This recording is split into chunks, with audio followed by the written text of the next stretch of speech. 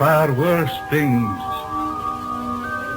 waiting man than death. You will be scared shitless. Good evening, boy. Oh no, Slinky's missing. Slink is missing. He's missing in action tonight. Oh my God. It's fun for a girl and a boy, and he's just not here, and it makes me sad. It's very sad.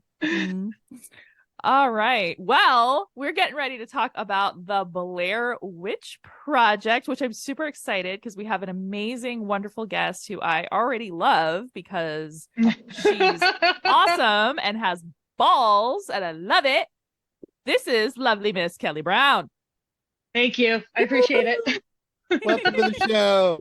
Welcome to the Scared Shitless podcast. Thank you so much for coming on. I'm passionate. Let's just say that. Well, we're absolutely thrilled that you agreed to be on the show. You are our first official guest. Yay. Oh, I love to be the first. That's awesome. Thank you. Yeah, it was an easy decision for me once I saw Matty's art, and once I had a couple of conversations with you just about your work with his charity and his passion and your passion. And horror itself has been so therapeutic for me throughout my life. And to see somebody else just kind of embrace that and make something out of it that's good and special and helps people, it was a no-brainer for me. So again, thank you so much. If you wouldn't mind, nobody knows who Matty is on my show yet. If you wouldn't mind just telling us a little about your son and what he does and why he does it. Well, Matty's 15 years old. No, I'm not. And he's Hi, Matty. Hi, Matty. He's in the background. He gets overwhelmed with these types of things, and so he might come over, he might not. I don't know. He is on the spectrum. He's high functioning, super high functioning. I don't know if that's the PC correct term way of referring to autism. We're so not PC on this it show. Doesn't, so yeah. Okay. We're let like, it fly. We're both bipolar, and I mean we've. Okay. Well. Yeah. So go for it. Okay. Well, Mike and I were talking about this the other day, actually, and we decided the word that we're going to use is hyperfixation. Oh. Matthew, right when the pandemic hit and schools closed down, he was still getting one-on-one interaction at home with home and hospital through the school system. And the person brought over a notebook pad, some Dollar Tree pencils, and a regular pencil, and was like, I think that this would help him.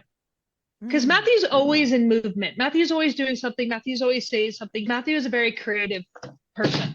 He decided that art was very soothing and calming, and he just started drawing. And some of his earlier stuff is kind of rough, as you would expect, but now he's got stuff that people like request commission pieces, which I'll explain that we don't do that because Matthew doesn't like to give his art away. We have a center here called the Melissa Nelson Center for Autism, and my son's support coordinator told me about it. And I asked Matthew if he would like to draw a couple of things because they throw a gala every year for autism inclusion. And Matthew did it. And ever since then, Matthew's been drawing for himself or drawing for charity. And he's so hyper fixated on drawing that I think, well, I'm biased, I'm his mom, but I think that every time he draws something, it's just better and better and better and better. And so it kind of just snowballed into that. And 1,000 pictures later, here we are. So cool. Yeah, and the audience can't see what I'm looking at here, but just right behind you, I see some gorgeous drawings that he has done. Yes. From multiple franchises. We got E.T. and Cocoa Puffs and Minions. Yes, I know. All kinds of. I love it. It's so stuff. Cool. It's like it's just so awesome. Matthew goes through stages. He went through a Disney stage. Then he went through a discontinued cereal mascot stage. Fantastic. I bet there's a yummy mummy around somewhere. Let me see what I have behind me. I've got Quake, kangaroos, and Quist. Oh, nice. Oh, there's Diggum the frog over there. Yep. Diggum, and then here's Kaboom. Nice. And then, it's the original Lucky Charms too was not the leprechaun. The original Lucky Charms was actually a wizard. Oh, I had no idea. Do you see it? Do you see it up there? Wow. Yes, I totally do. The Lucky Charms wizard. Wow. Yeah. Uh-huh. Matthew goes down these Google rabbit holes. Like he'll see something and then he'll go do extensive research on it. Matthew likes to know about things in great detail. And that's where he gets a lot of his inspiration from. So let me piggyback off of that a little bit and talk about how you and I met in the first place. So you had posted some of his art on what I would just say is a random horror page. I don't even remember which Facebook group it was. But, I don't either. I don't either. I just hopped right all over and I was like, oh my gosh, this is so fun and colorful and amazing and cool. And you explained that he's on a horror kick now. So he is. When did that start? And does he have like a favorite horror franchise or property? He absolutely does. It started with Spirit Halloween. Not to buy anything. Matthew just likes to go in and look at everything. Even though it's the same thing as any other store, Matthew's like looking at everything, making mental notes in his brain on what he wants to draw. Yeah, he's a huge fan of the Scream franchise. It's his favorite. He loves that. It's one of my favorites. The original Scream was a game changer. It brought the concept of meta horror to the forefront. I don't even think the Blair Witch Project would have been as successful if people didn't already kind of have in the back of their minds this little bit of a blur between fantasy and reality that adds so much terror as to movies. I always think of every movie as like any movie that's come before in their specific genre is like a paver for other artists to come out and be creative in their own ways. That's how I look at things now, is that there's no bad stuff. It's just stuff that some people like more than others. But it definitely like paves a way for other things to come in from other people who also have that creative spark. Yeah, I'd agree with that. There's nothing new under the sun. And you show me any horror movie and I'll find another horror movie from 10, 15, 100 years ago, the elements of that same type of horror. So everything old is new again. It absolutely is, especially now. A lot of the fashion trends, the horrible fashion trends from the 90s are coming back. Oh, dear God. Maybe Jinko jeans all over again, girl. I actually saw a kid at the mall wearing a pair of those jeans. And that was my era. I'm 40, so I grew up in I was born in 1983, so my era was like the most of the 90s, and that was Janko jeans, like time and place. And I remember going into Spencer's to get them. Spencer's used to sell them, and I remember paying out of my own pocket $100+ for a pair of Janko jeans. And now I think back on that and I'm like, that's crazy. Well, God bless Spencer's, though. One of the biggest things I remember about them was, besides the adult section, which was many of our first introduction to certain aspects of the adult world, was Spencer's Gifts, that special section in the back. But to get there, you had to wade your way through like all of the horror stuff too. And there were very few stores at the time that kind of embraced that and bragged about it. And Spencer's was one. So to this day, you can walk in and see Michael and Freddie and Jason and all the classics. Yeah, I remember going into Spencer's and I had, people at school that were pretty straight-laced and bought their clothes from like...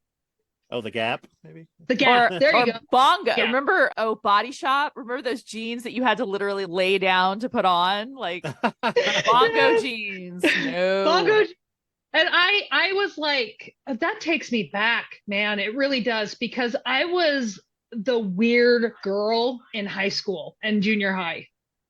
I'm so, I'm different now because I'm a mom and I'm 40 and I don't put on like the black makeup and anything anymore because I don't really put on makeup anymore because I'm lazy. I don't even own it. I have some makeup, but I have to like phone a friend in order to make that happen. Neither of you needs it, so I'm just gonna put that out there. Thank you.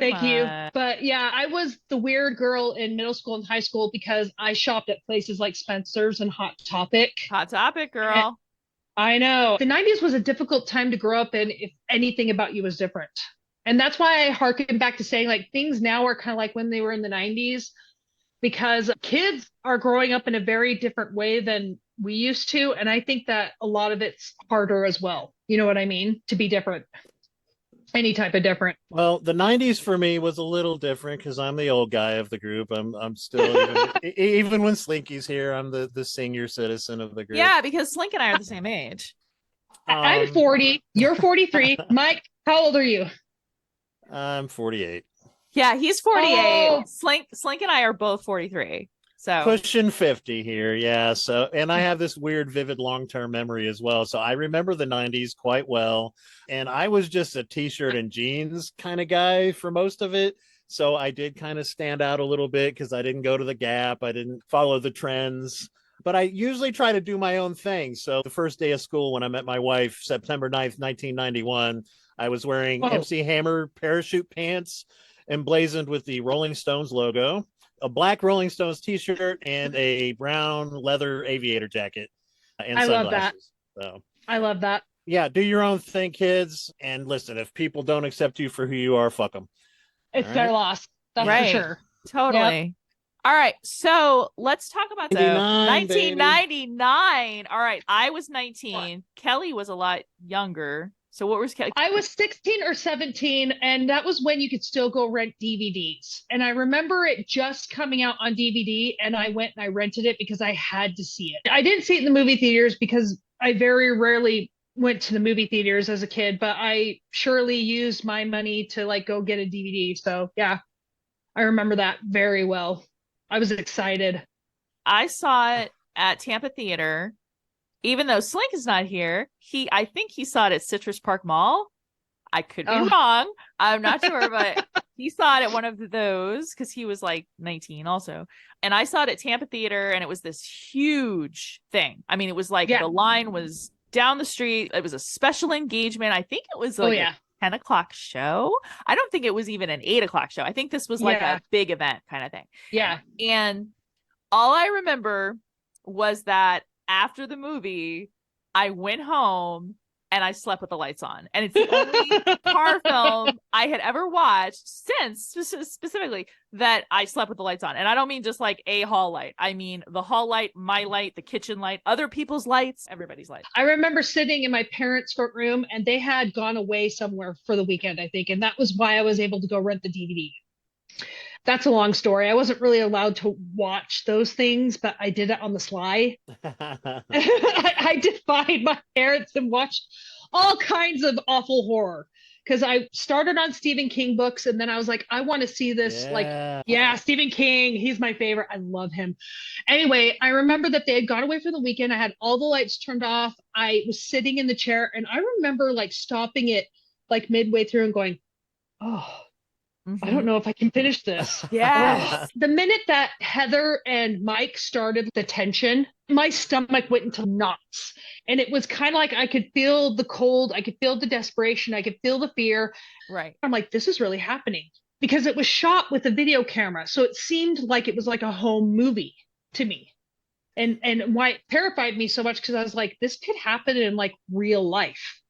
And scary movies that can happen in real life get me the worst. Yeah, absolutely. Like, that's why I won't watch any. I literally, like, I have a hard and fast rule. I will not watch any home invasion.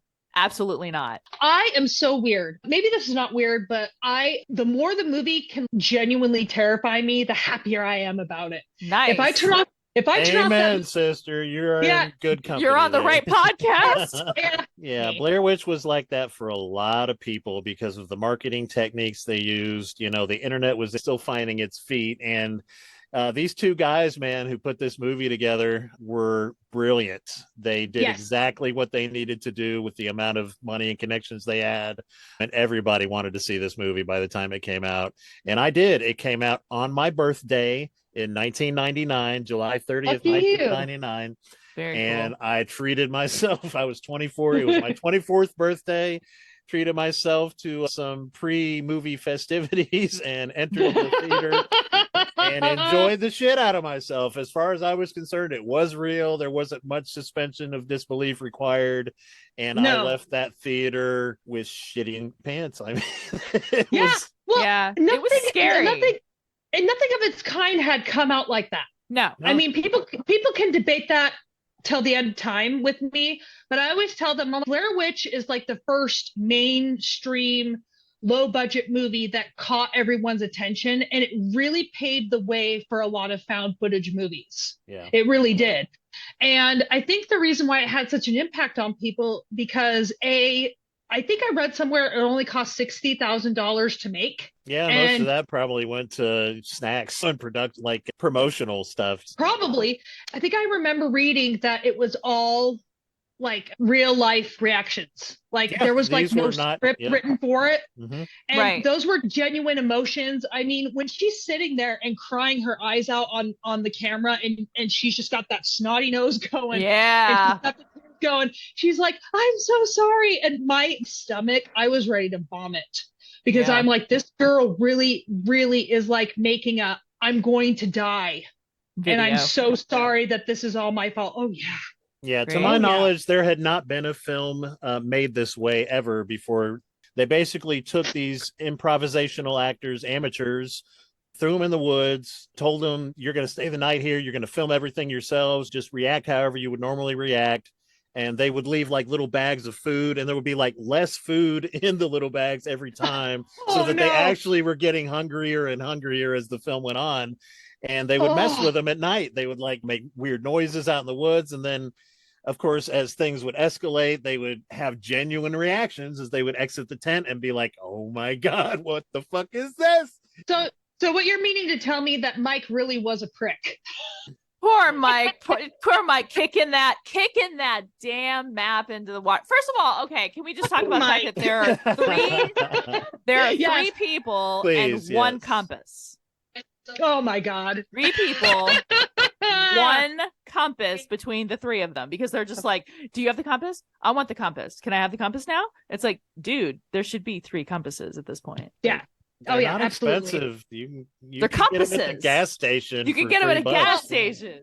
They had like an old school map too, just like a forest map, period. And there's no A to Z. It was just like this map that Heather swore up and down she could read it. Yeah. And I think that it just, when Mike, he's like, put that map in the lake or the river. The river. I kicked it into the river because it was useless. And I remember pausing at that moment and going, that fuck face. Right. Unbelievable. You fucker. I was so mad. It, Mike. And then Heather went after him so hard. I'm like, you go get him. He's been a dick to you this entire movie. Come on. Mm-hmm. I just remember like pausing throughout that movie, because I like to analyze things and put things together in my head, and I like to know where things come from. And that movie kept me guessing left and right. Yes, absolutely. Like I had no idea what was going on. And then I remember the moment when Heather comes out of her tent and there's Josh's shirt full of blood. Oh God. And the teeth. Holy shit. Real She's teeth, like by the way. Yep. Oh yeah. I mean, that's where the $60,000 went, right? Right. It's just a whole dental set. He copied it from his dentist, is what I read. Yeah. Ew, God. Ew. Oh, that's disgusting. But then her choice not to say anything about Mike stunned me. Yeah, because she was just like, no, I'm just washing my hands. I'm okay. I'm okay. I'm just tired and scared and hungry and cold.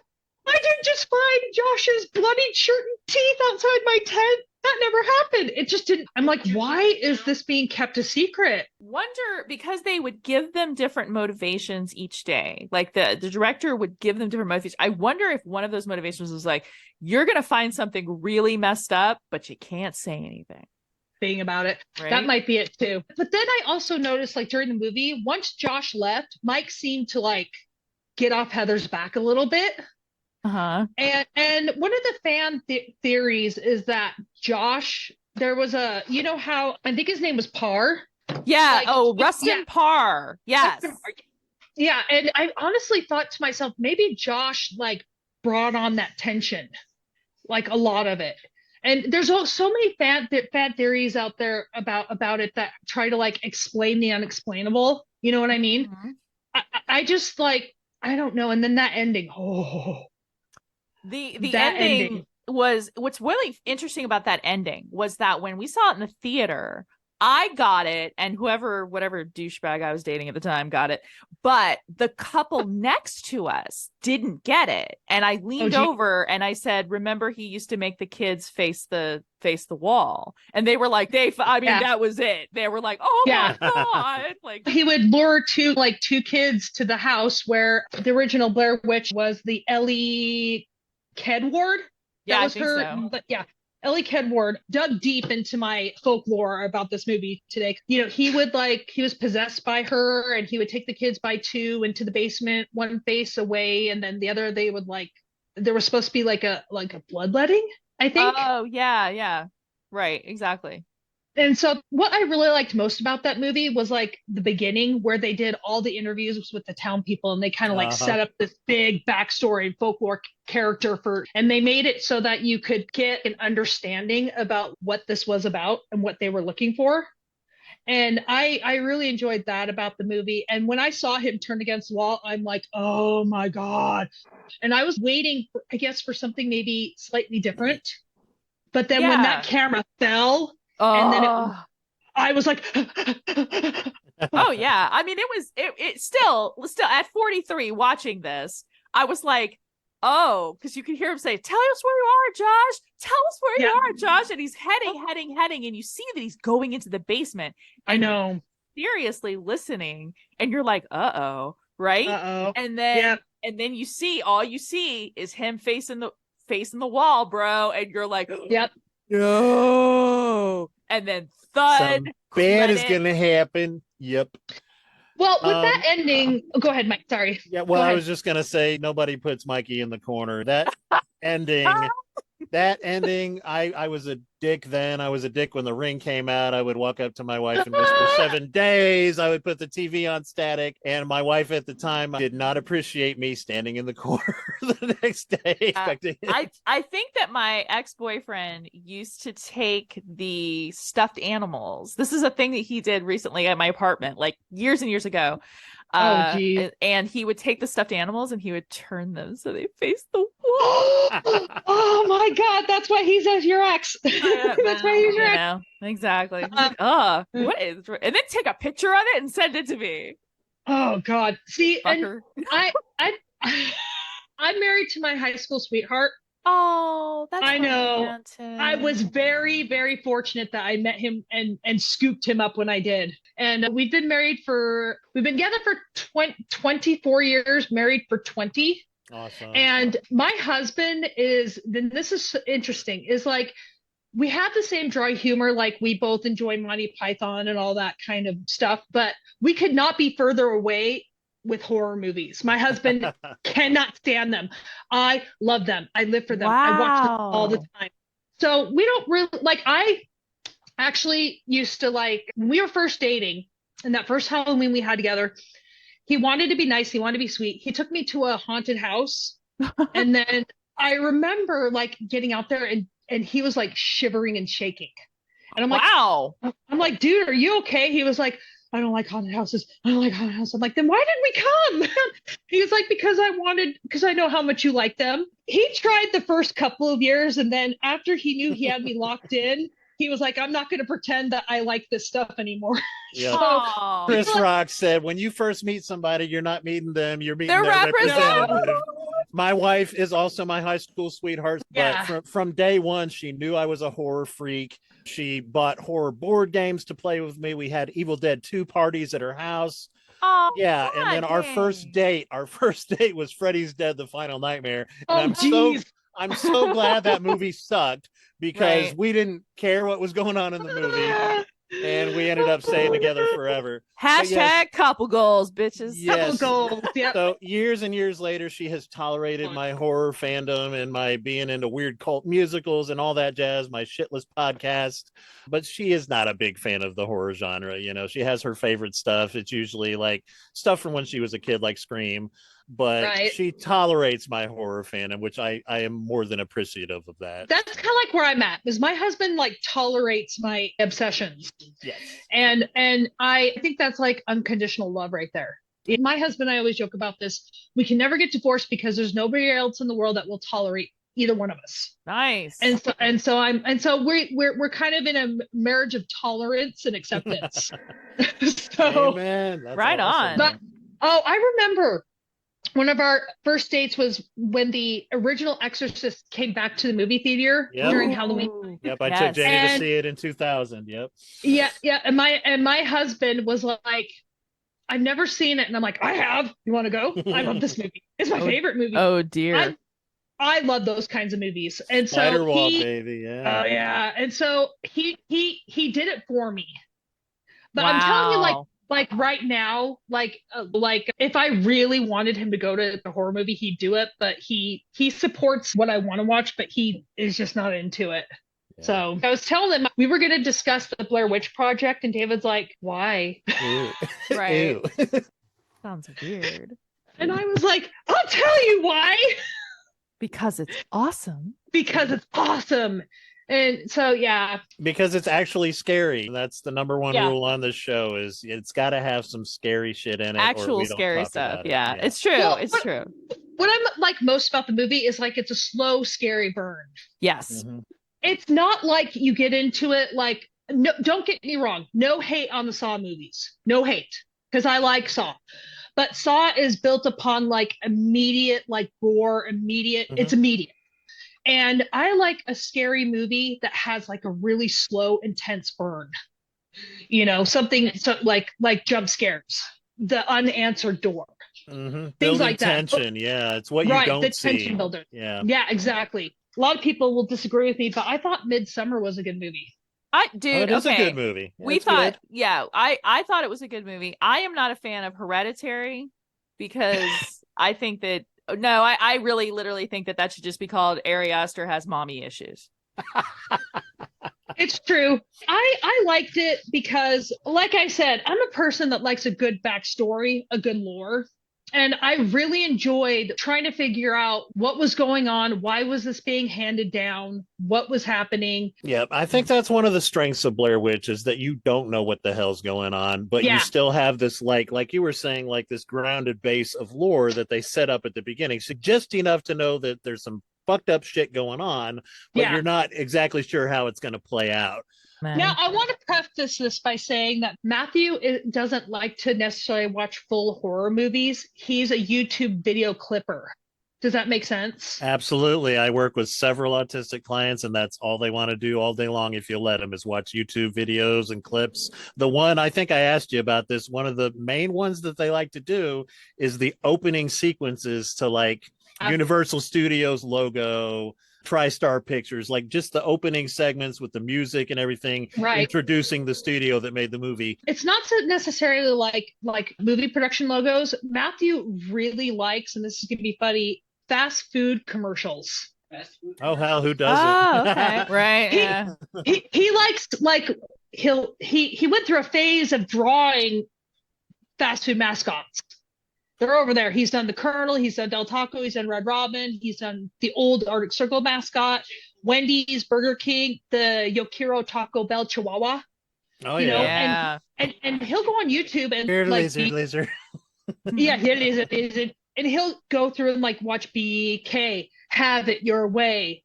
And I think it's just like because it's easy and it's simple, and the music creates kind of I think it's a soothing, peaceful thing inside the brain. It fires a synapses, I think, of just like being soothed. I really do, because Matthew will watch very specific things that have a very specific type of smooth melody on so repeat. Now what does this look like in terms of the horror stuff then? Because he's kind of on a horror kick, like you said. Does he watch like kill count videos and stuff? Sometimes they're better than the movies themselves. This is true.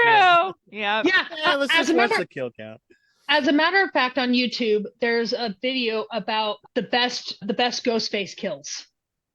And it shows clip after clip after clip of Ghostface from whatever movie, just the best kills. And Matthew watches a lot of that. Like with the Blair Witch Project, he was watching YouTube and he kind of like stopped at it. And I was like, that's the Blair Witch, buddy. And he watched like her crying scene on repeat. And I don't know why, but he thought it was so funny. And I don't know why he thought it was funny, I have no idea. He's just laughing. And I'm like, okay. And then Matthew will get an inspiration and decide to draw it. Yeah, so he's not alone with that. That scene has been parodied so many times, just because it was so strange and unique. Yeah. I think one of the Scary Movies did it, and it wasn't intentional. That camera angle of it being like way too close to her face and kind of off-centered is something that she accidentally did, and it just worked so well that it became iconic. Well, with Matthew's drawing, he was able to get her whole face and not just a portion. So he looks at things like that, and he goes off of that. And that was the only scene from the Blair Witch Project that he saw, and he thought it was hysterical. And I don't know why he thinks a crying girl saying goodbye, I'm sorry I was responsible for everyone getting killed, was funny. Probably the same reason I laughed my butt off in Hereditary when the poor girl got her head knocked off. There's something wrong with us, Matty. It's okay though, man. Because I do the same thing with Pieces. Like Pieces is hilarious when you watch it, because you're just like, really? Like that guy has a chainsaw behind his back in an elevator. And you're just like, oh yeah. And I know you've done some writing as well. Yeah, I haven't been published in a decade. And the reason I haven't published in a decade, not because I haven't been asked to, but because Matty's medical needs and his other demands have taken up a lot of my time.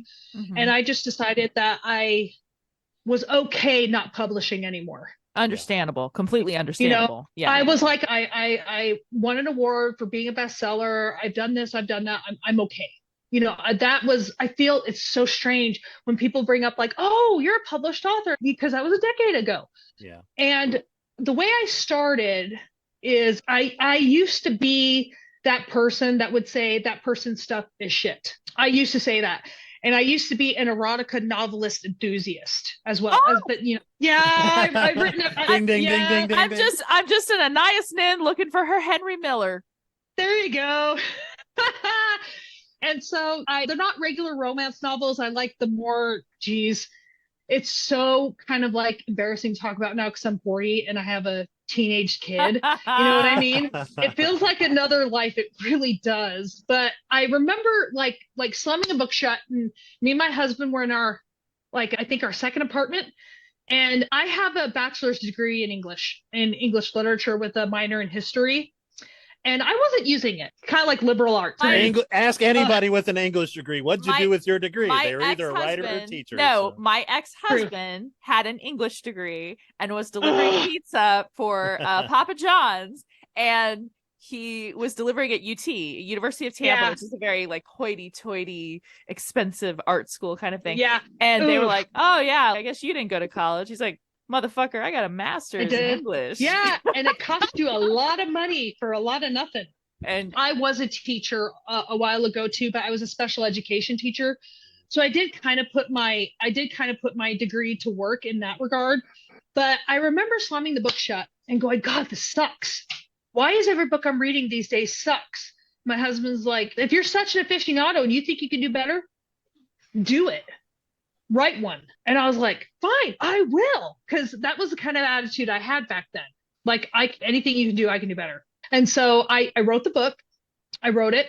And I said, see, it's done. He was like, it's on your laptop, not doing anything. And I was like, motherfucker. I'm going to find a publisher then. And I went through a lot of different publishing companies. And the one thing that I was told by my dear friend, Charles Lynn Frost, he passed away a couple of years ago from cancer. He was like my rock. But anyway, he was a published author, and he also did plays as Sister Dottie Dixon. If you've never heard of that, look it up. Sister Dottie Dixon, amazing stuff. Okay. And the one piece of advice he gave me is like, never pay a publishing company to print your work. Because if it's worth anything, they will pay you. And then 6 months later, I got an offer for the book. And I said to my husband, I'm like, see, it's an offer. And so my husband kind of it fell in my lap. It's so weird. Like, people try so hard and look for a publisher, but now it's kind of easier because you can do everything digital now. But back in the day, digital wasn't a thing and you had to publish. And without my husband's goading me and being a prick, I never would have published my first novel ever. And then I went on to publish 5 other ones. Yeah, 5. And then Matthew got really sick, and then I just decided where my priorities needed to stay, and it was with him. But yeah, if anybody ever brings up like my writing history, I'm like, oh, good God, I did do that, because I forget. I do. It's like another lifetime. And then people are like, erotica? What is that? And I get embarrassed because I have to explain what it is. When it's a yeah. genre. What is it? Erin, do you know? You know what? I think I told you I have no idea, just because now I've read horror novels that had very erotic scenes in them. No, I mean, the only things that I would think of would be like the Anne Rice, Anne Rokolok stuff, like when she did Sleeping Beauty and when she did the Sleeping Beauty Unchained and all that. But that's not horror erotica. No, my erotica, I used my degree. It's period. Nice. I focused on the Regency era, romantic. I really like that point in fashion. It was based in Europe. Europe was the height of fashion at that time with all the titles and everything. Mm-hmm. But erotica fiction is, how you have like your regular romance novelists? Harlequin romance. Yeah. No, erotica fiction is like the porno movie of romance novels. Love it, girl. It's dirty. Okay, let me ask you, Kelli. Is Erin Dawn just perked right up. I did actually. Is there a market for like people to write this kind of stuff and sell it? Yes. Okay, we need to talk. Okay, yes, women. My demographic, right? As I was told by my editor, it's women who are like, the demographic is between 30 and 70. I bet, dude. Right? Because women hit their like sexual peak like much later in life. Yep. Absolutely, girl. Yep. 43, and it's just a big old rodeo for me right now. And they're looking for dirty. Yeah. And when I say like dirty, I mean they use like the base words for like anatomy. Nice, baby. We're talking about like next Tuesday. Yeah, there you go. We're talking about like there's like subgenres where it's like a throuple. Oh. They're talking about like there's threesomes. There's also gay erotic fiction. I don't know why I keep saying fan fiction. Damn. I do. It's because 50 Shades of Grey was a Twilight fan fiction, wasn't it? I know. We don't like to talk about 50 Undeserved. 50 Shades of Grey is garbage. It is. People ask me about that. They're like, how do you feel about 50 Shades of Grey? And I'm like, I won't outright say that it's garbage, but I will outright say that it's definitely not for me. It's Twilight. It's Twilight fan fiction. The thing is, they just changed the name. As an intelligent woman who's like college educated adjacent, because I didn't go to college, right? But like, I am insulted when I read 50 Shades of Grey because of the way it's written, because the way it's almost like panders to just like idiots. And I can't stand it, dude. I cannot absolutely stand it. I'm going to be honest with you. I have gone out of my way to never read it or see one of the movies. Ew. Oh, thank God for you. I have gone out of my way because I knew about it and I was like, this is just not for me. I know where my limitation is, and 50 Shades of Grey is one of them. It's really stupid. Like the movie itself is ridiculous. Like there's a literal scene in the movie where she looks at the contract. She goes, "What are butt plugs?" Like that's a line in the movie, and there's not like a person on going, "It's a plug for your butt." Like that's never made the connection. He's like, I'm so see, 50 Shades of Grey panders to a lot of the lonely older housewives who want a little fantasy in their life, which I can understand to a degree. But can't lonely housewives also be intelligent? Yes, they can. They absolutely can. But I think that they are so busy that a book as dumb as 50 Shades of Grey is just exactly what they need. Because it doesn't take much thought process to get through those books. That's what I've been told. I never read Twilight either. Just not interested. You know what? Stephen King wrote about Stephanie Meyer because at the time that it was famous, I mean, at its peak, right? People were comparing her to J.K. Rowling, and he's like, you don't understand. J.K. Rowling is a writer. She writes for a living. She knows what she's doing. She researches. She has read many books. Stephenie Meyer is not a writer. And I saw the proof of this. My wife was a big fan of Twilight, and I watched all the movies with her, read all the books with her because I'm a good husband. I was trying to be. And she showed me an original draft of a famous scene from Twilight in like a meadow or something. And I read it, and it was utter crap. And then I read the version that came out, and I said, oh my God, this woman owes everything to her editor. Oh, she does. Whoever Stephenie Meyer's editor is brilliant, because they took this crap and turned it into something that every other woman that I knew at the time wanted to watch. So I call it polishing the turd. Yes, thank you. You have a piece of shit. It's a turd. It stinks. But you try to make it shiny, make it look nice. But at the end of the day, it's still a smelly turd. It's a polished turd, but it's still shit. Not good. You know?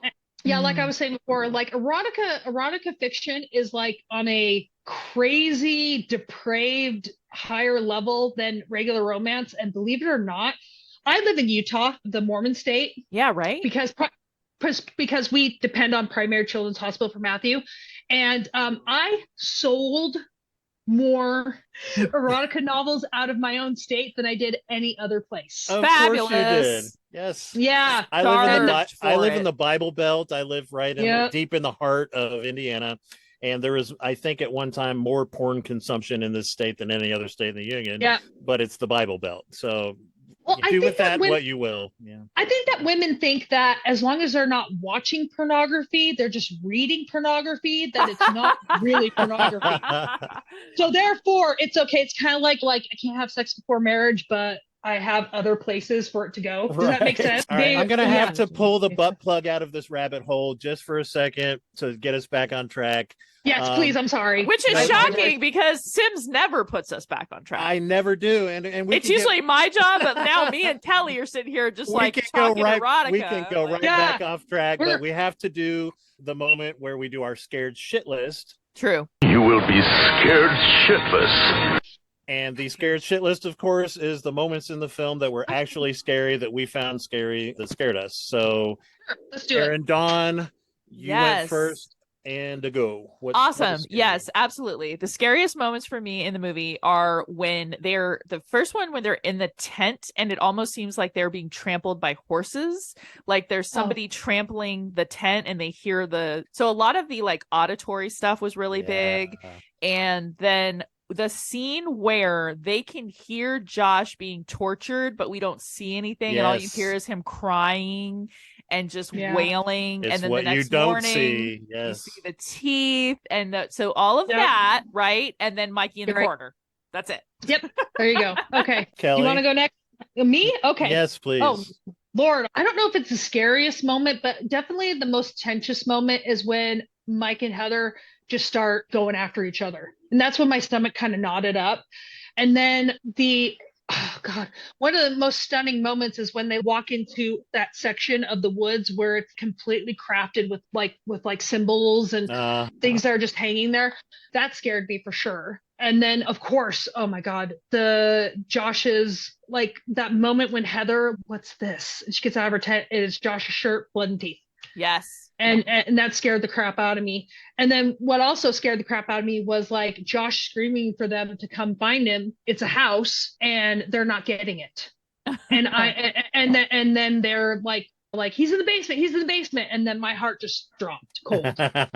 So those were I'm not going to say like the scariest moments, but they were the moments where I was like, oh my God, and my heart froze. Yeah. It's the good kind of scary. It's terror, man. I love it. For me, it was when they realized that they were not just lost, but that it was a kind of cosmic lost. Like, we're not getting out of here. We're going in circles. We're looking at the same shit we looked at yesterday. You know, it was that moment where it just dawns on them that if they're not dead or they're not in hell, something similar is going on, something cosmically wrong here. And I still get the goosebumps just thinking about it. And then of course the ending, oh my God, seeing that dude in the corner. Oh geez. And then the camera just hit the ground and It was excellent.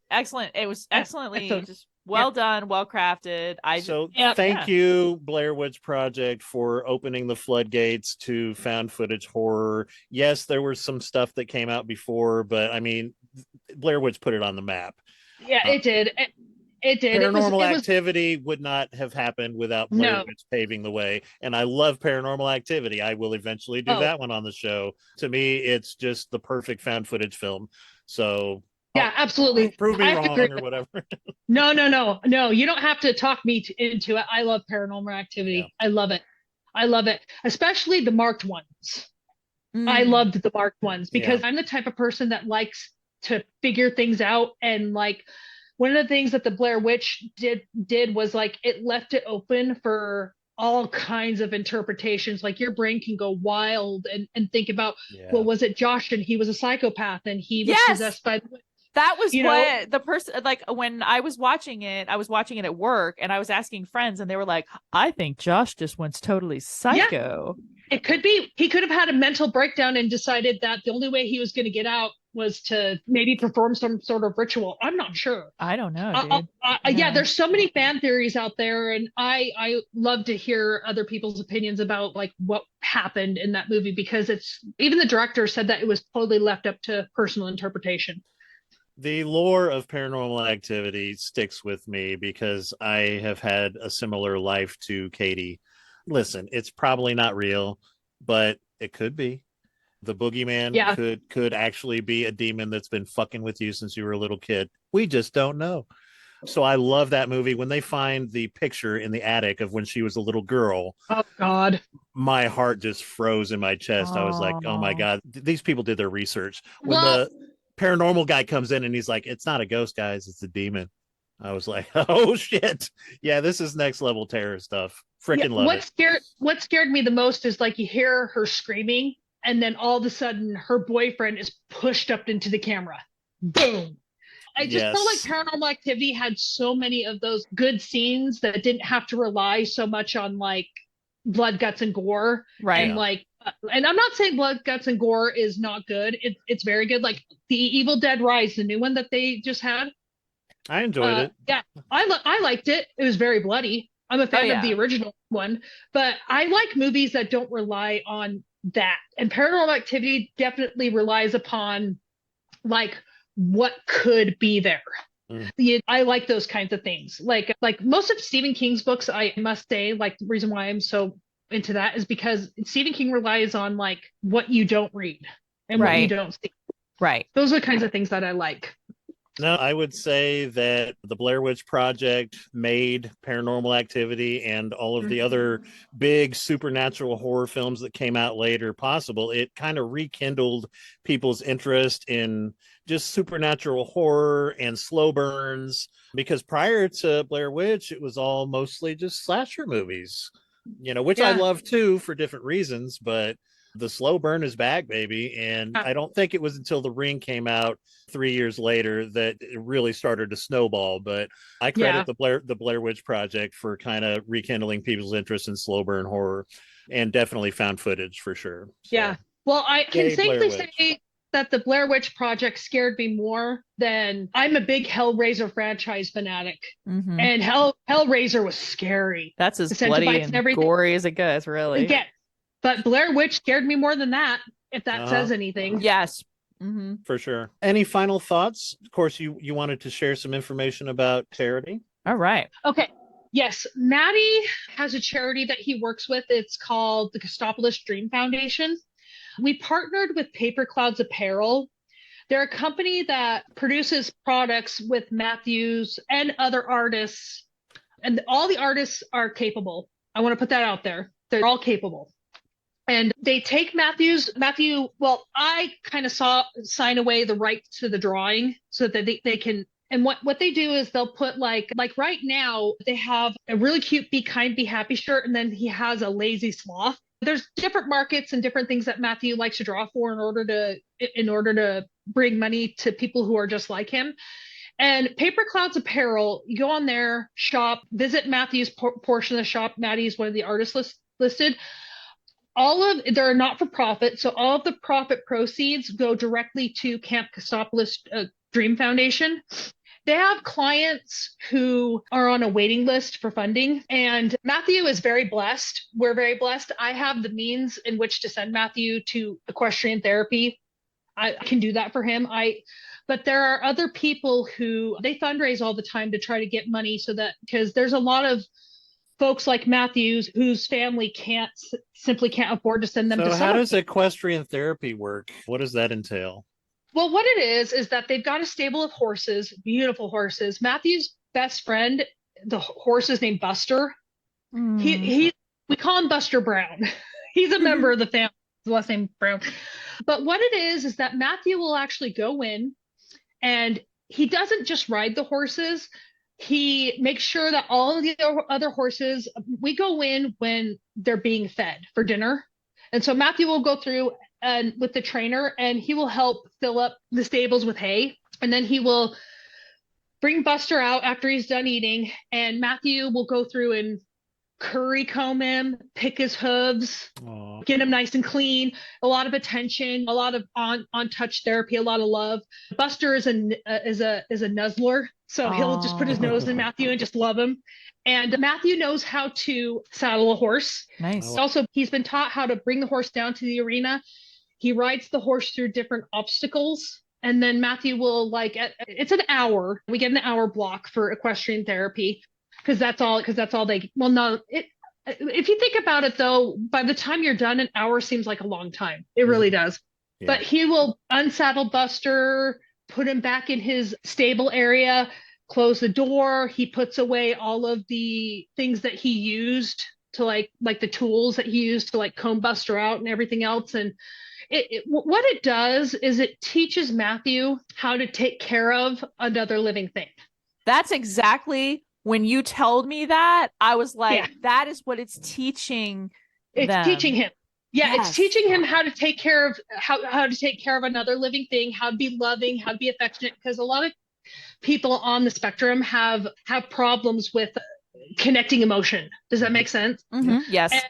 And ever since, and Matthew, just like being with the horses and being in that environment, it is very therapeutic for him because it calms him. Yes. Because it's routine. Matthew is a routine person. Everything is very specific. But anyway, so yeah, that's what equestrian therapy is. You don't just ride the horses, you take care of them. 100% of their needs are met. And Matthew does that. Gosh, lately it's been twice a week because we've been very fortunate with their scheduling, but it's usually once a week Matthew will go in. And then Matthew, right before we go, he's all excited. And then a couple of days after, Matthew has this peaceful, calm, energy to him. Nice. It's just peaceful. It's just calm. Equestrian therapy is like a necessity for him. It really is. And there are people who are on a waiting list. They don't just do equestrian therapy. Camp Kostopulos does summer camps during the summer. They do mini day camps during all seasons. They do community-based programs where they take them to the Utah Jazz basketball, Grizzly games. They have a lagoon day, and they have cooking classes there where they teach people life skills. Yeah, it sounds like a full service, not for profit. It is, and it's definitely worthy. Camp Kostopulos. So now, listen, I was going to say, is there a way, Sims, you can put that information in the show notes for people? Oh, absolutely. So I was just about to say, one of the biggest reasons I started this show was networking.